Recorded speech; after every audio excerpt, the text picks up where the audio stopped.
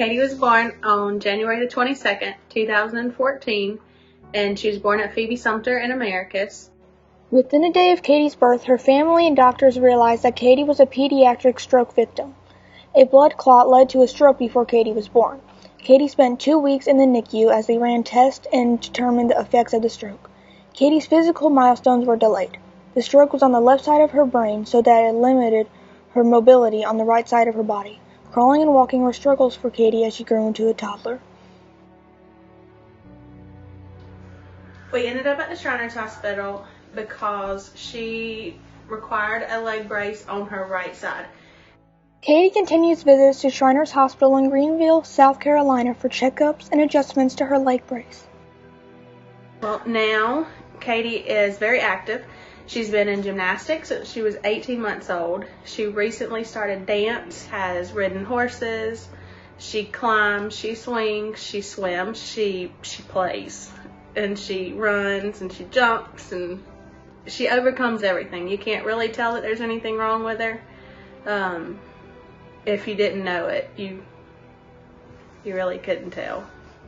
About 3 years ago, on Katie's 5th birthday, she decided that she would rather do something for somebody else instead of getting presents for herself.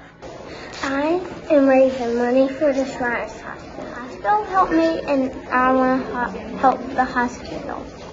Over the last 3 years, Katie has raised money every year at her birthday and delivered it to the Shriners Hospital at her appointments. It has been very rewarding to take the money to the Shriners Hospital after she collects it. I think it does good for her to know that she can help somebody else and that she can help multiple other children.